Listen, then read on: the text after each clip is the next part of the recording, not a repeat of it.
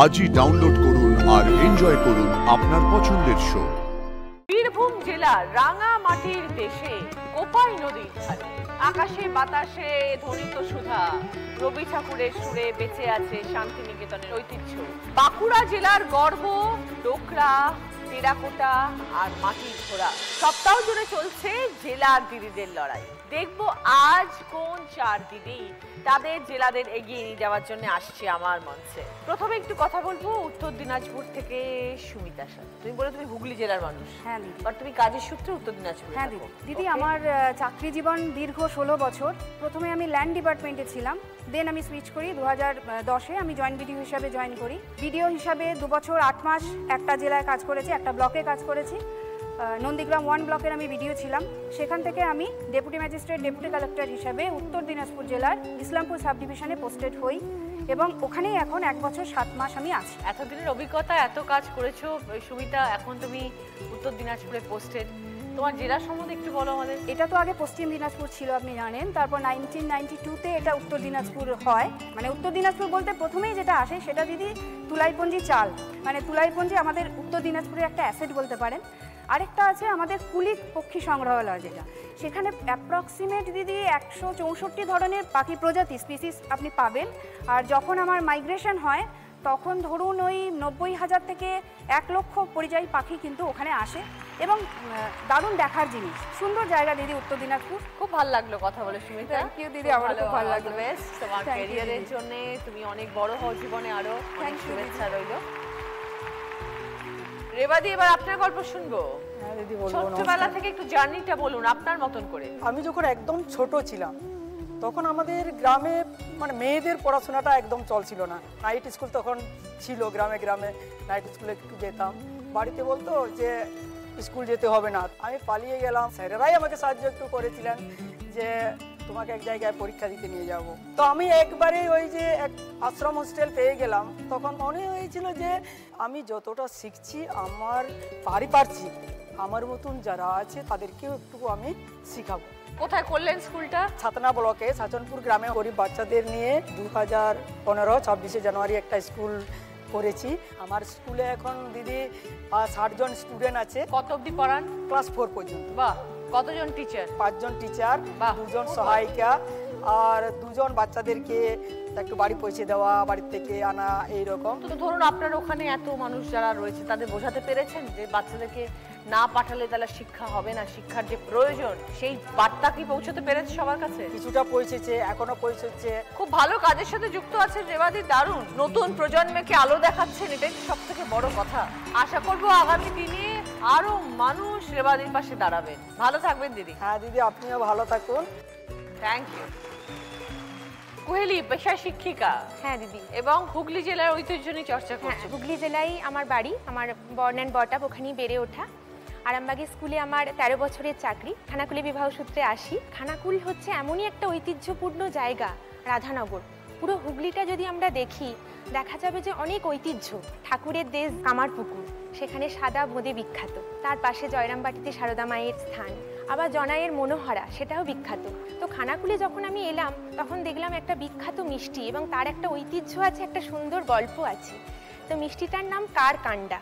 এখন কিন্তু কারকান্ডার যে তৈরি এটা অনেকটা কমে গেছে। কারকান্ডা একটা খই দিয়ে তৈরি হওয়া মিষ্টি, কনকচুর ধানের খই। তো রাজা রামমোহন রায়ের নাতি ধরণীমোহন রায় উনি জমিদার ছিলেন।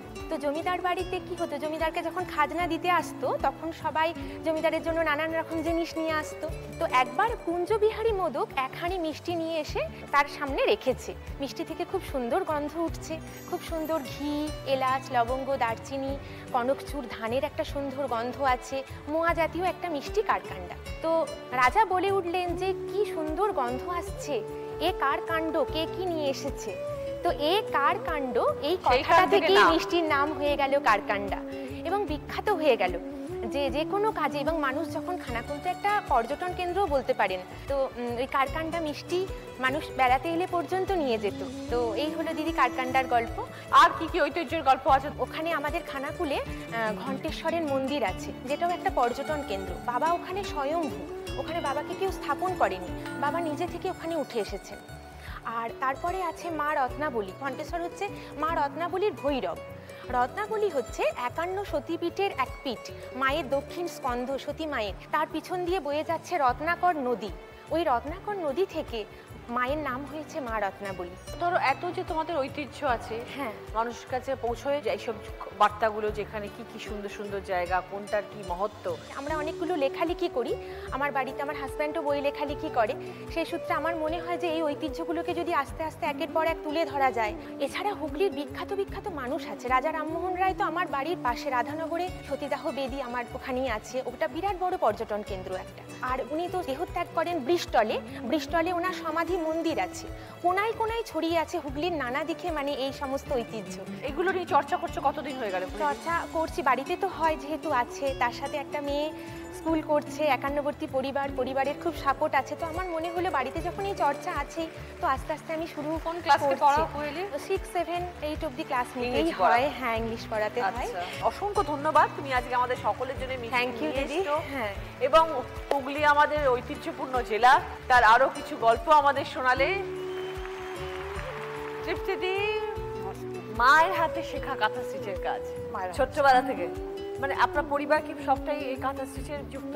না, কাঁথা স্টিচের সঙ্গে যুক্ত ছিল না, মা সেলাই জানতেন খুব ভালো। মায়ের কাছ থেকে শেখার পরে আস্তে আস্তে স্কুলেও যখন আমি একটা খুব নাম করেছিলাম, তখন অনেকে এই কাজটা শেখার জন্য আমাদের কাছ থেকে ছিল যে কাঁথা কীভাবে হয়, কীভাবে শেখা হয়। তো সেইভাবে শেখাতে শেখাতে আমি প্রথমে আমার পাড়াতে থাকি, সে পাড়াতে শেখালাম, শিউড়িতে শিখিয়েছি, দেখলাম এটা দ্রুততার সঙ্গে ছড়াচ্ছে। এবং এদের সমস্ত কাজগুলো নিয়ে আমি যেগুলো বাইরে আমি এক্সিবিশন করেছি। কোথায় কোথায় গেছেন? দুবাই গেছি, লন্ডন গেছি, বার্মিংহাম গেছি, আর রিসেন্ট টোকিও জাপানে গেছি। কিরকম রেসপন্স ওখানে দেখলেন? খুব ভালোভাবে আমাদের ইন্ডিয়ান যে কালচার, এই কালচারটাকে ওনারা খুব ভালোভাবে অ্যাকসেপ্ট করেছেন, কীভাবে কাজ করতে হয়, কী হয়।